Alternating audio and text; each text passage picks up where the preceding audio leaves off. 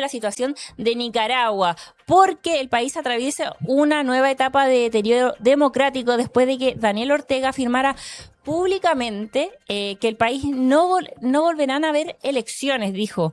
La declaración fue realizada durante la conmemoración del aniversario número 47 de la Revolución Sandinista y profundiza entonces un proceso de concentración del poder que ya había incluido reformas constitucionales, persecución de opositores y cierre de organizaciones civiles y restricciones severas a la prensa independiente. Conversamos con Fátima Villalta, editora del medio centroamericano Hora Cero y maestra en Ciencias Sociales por la Universidad de Guadalajara, sobre el alcance de estas palabras, la trayectoria política que llevó al régimen de Ortega Murillo hasta este punto y el desmantelamiento progresivo de las libertades políticas, sociales y periodísticas en Nicaragua. ¿Cómo está, Fátima? Hola, muchas gracias por la invitación. Fátima, Daniel Ortega dijo que de manera explícita que en Nicaragua, no volverán a haber elecciones. ¿Qué significa políticamente que el propio gobernante abandone incluso la pretensión de conservar una apariencia electoral? Yo sé que tal vez es complejo decirlo, pero para mí es el curso natural del régimen. Es decir, ya era algo que se esperaba completamente. Daniel Ortega ha gobernado Nicaragua de forma ininterrumpida los últimos 20 años. Como vos dijiste, reformó la Constitución no solo para reelegirse de forma indefinida, sino para alterar los periodos presidenciales que antes eran de 5 años, ahora son de 6. Existe la figura que es único, al menos en América, que es la de la copresidencia, es decir, que Daniel ni siquiera es presidente solo, tiene a su esposa, que fue la vicepresidenta y ahora es la copresidenta, que tiene exactamente los mismos poderes que él. Entonces, sumado a lo que ya mencionaste, la cierre de la sociedad civil, la persecución a opositores políticos, el exilio masivo de opositores. Ya Daniel Ortega cumple 81 años este año, es una figura cada vez más envejecida también, escucharlo el 19 de julio.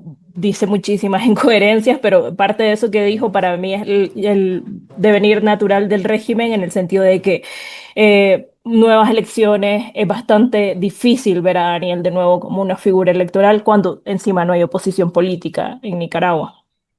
¿Y ustedes tenían esperanza de que estas elecciones, porque se venían elecciones presidenciales, pudieran tener algunas garantías o ya habían perdido toda esperanza de lo que podría suceder?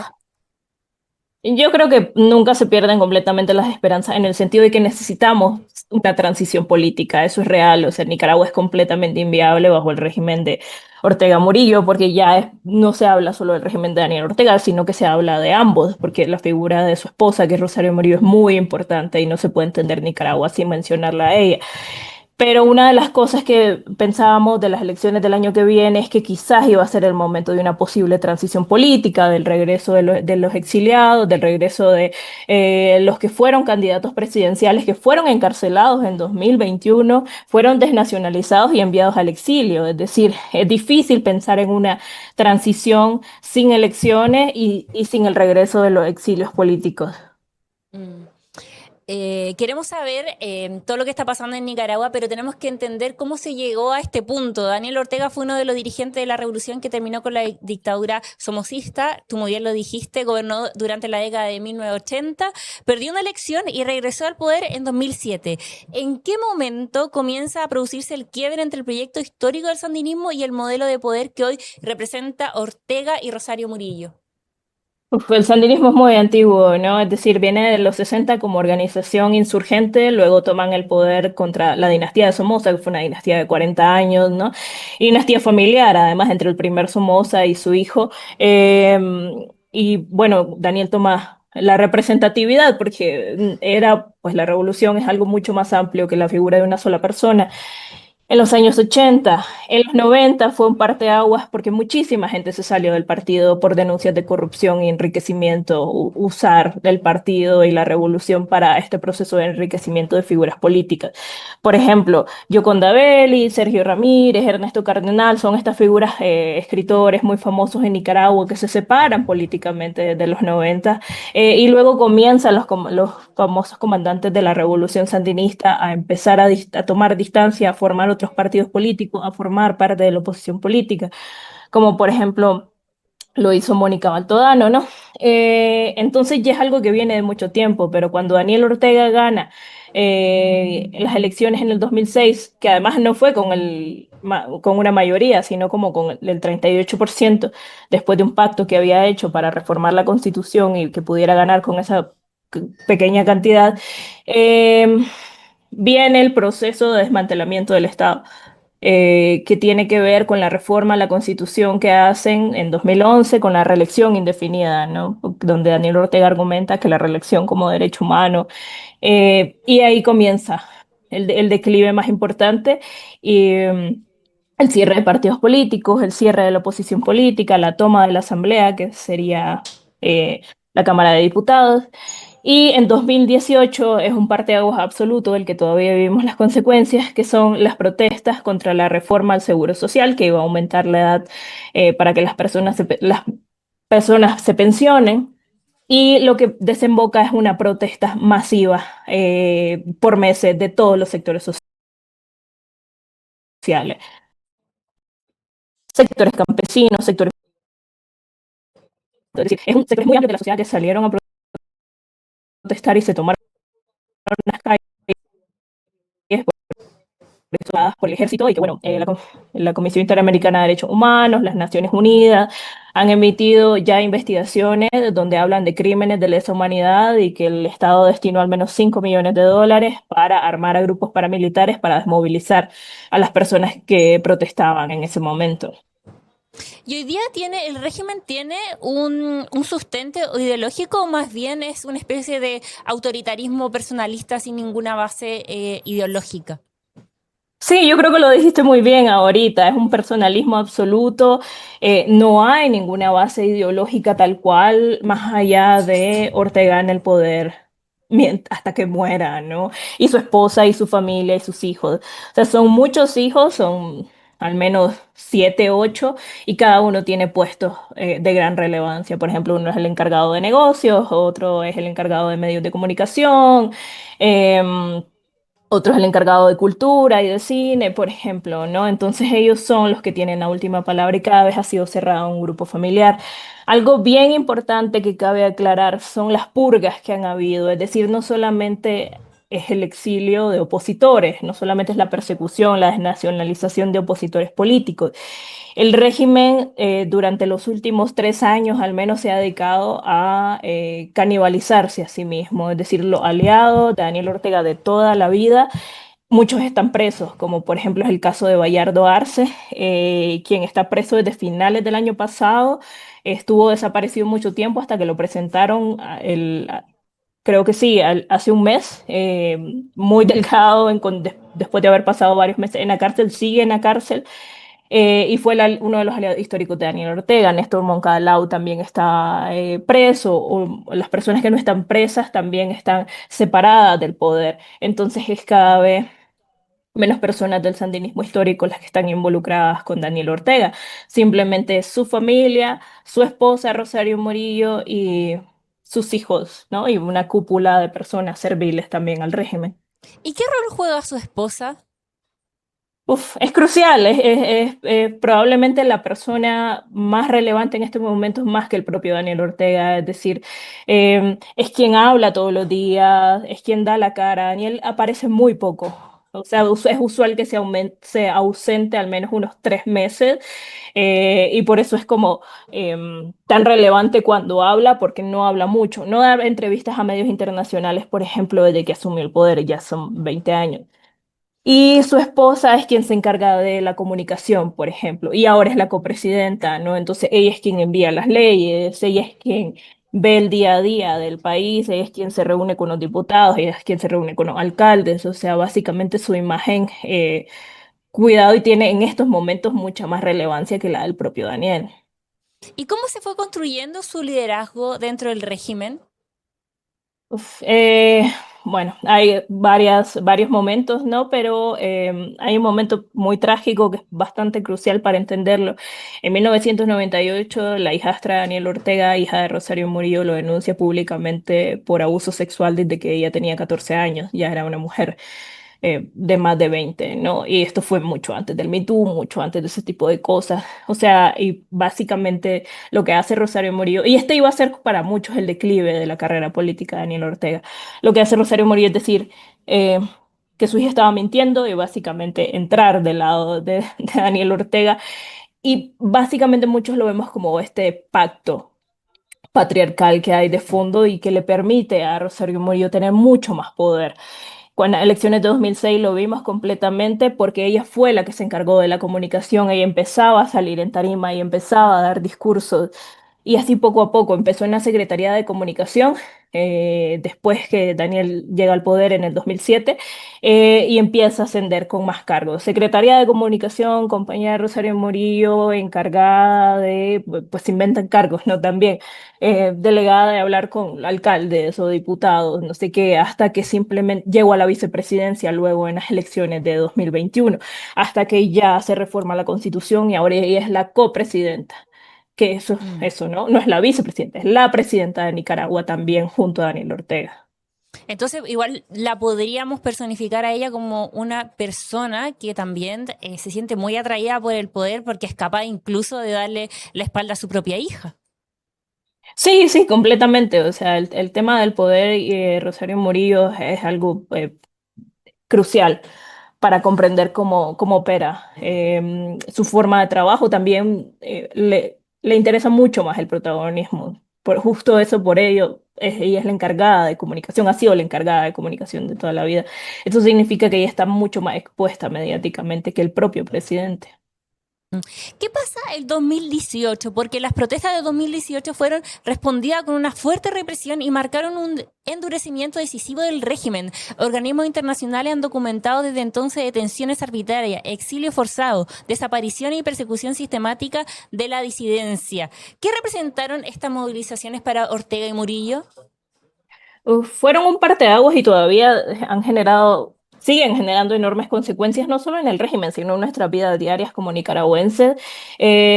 Como te decía, fueron sectores varios de la oposición de descontentos que venían gestándose. Por ejemplo, Nicaragua había firmado el Tratado del Canal Interoceánico que iba a partir el país en dos para crear una cosa similar al Canal de Panamá que habían concedido a una empresa privada china. Entonces sectores campesinos iban a ser desplazados, o sea, los principales cuerpos de agua en Nicaragua iban a ser contaminados. Entonces generó protestas masivas en sectores rurales. Entonces cuando sucede 2018, que empieza siendo un movimiento más urbano, universitario, se juntan estos malestares, ¿no? Entonces, tiene el apoyo del movimiento campesino, que ya había sido constantemente reprimido por la policía y el ejército. Tiene el apoyo de los sectores estudiantiles, tiene el apoyo incluso hasta de la Iglesia Católica, tiene el apoyo de las organizaciones feministas, porque, por ejemplo, en Nicaragua el aborto está prohibido de todas las formas posibles desde que Ortega llegó al poder, porque también es un modelo de gobierno, de régimen absolutamente conservador, y que siempre ha estado en contra de la organización social, principalmente de las mujeres, ¿no? En Nicaragua no hay marcha del 8 de marzo, del 25 de noviembre, entonces eso es un ejemplo de darte de los sectores tan amplios que estaban descontentos con la dictadura de Ortega y que por la reforma al Seguro Social salen a la calle. Y como era una movilizaciones masivas en todo el país durante meses, tuvieron que armar grupos paramilitares para poder contener algo que se le había salido completamente de las manos y eso ha generado todas estas cosas que sabemos hasta hoy, ¿no? Asesinatos por francotiradores, el exilio masivo de personas, el encarcelamiento, la desaparición forzada. Por ejemplo, hace un mes murió Brooklyn Rivera, un líder indígena muy importante de un partido autónomo que se llamaba Yatama de la costa Caribe. Brooklyn estuvo desaparecido 3 años, o sea, nunca supimos de él, su familia nunca supo de él y el régimen lo presentó unos 2, 3 días antes de su muerte en un completo estado lamentable. 3 días después murió y siempre lo tuvieron ellos y ellos negaron que lo tenían y así hay decenas de casos de personas desaparecidas, pero que sabemos, o al menos sospechamos, pero seguimos diciendo que están desaparecidas porque es lo que es, pero que sospechamos que están encarceladas. ¿Y en qué está hoy día la sociedad nicaragüense? ¿Es posible organizarse políticamente o socialmente fuera de las estructuras controladas por el gobierno, por el régimen? Por desgracia, dentro de Nicaragua es imposible. O sea, el nivel de terror, o sea, porque obviamente se ha instalado una política de terror, o sea, todas las movilizaciones que hubieron, no solo en el 2018, sino todavía en 2019 había organización política y hubieron encarcelamientos masivos, ¿no? Todavía en 2020 había movilización política y de nuevo hubo un exilio masivo. Y un parteaguas fue 2021, que eran elecciones y Ortega encarcela no solo a candidatos presidenciales, sino a opositores políticos. Por ejemplo, en ese grupo que fue encarcelado estuvo Dora María Telles, que fue una dirigente de la revolución muy importante, que prácticamente sacó a Ortega de la cárcel en los 70, ¿no? Entonces Dora María estuvo presa en una celda de aislamiento por 2 años, sin ver la luz del sol. O sea, son condiciones muy, muy, muy graves, no, no, y están documentadas, tampoco estoy sacándome de la manga. Entonces, en el caso de Dora María y otros opositores políticos estuvieron en el Chipote por 2 años, sin visitas, sin acceso a libros, sin derecho a un abogado, sin juicio, hasta que fueron sacados en un avión que, no sé si vieron el caso, terminó en Estados Unidos y ellos fueron despojados de su nacionalidad.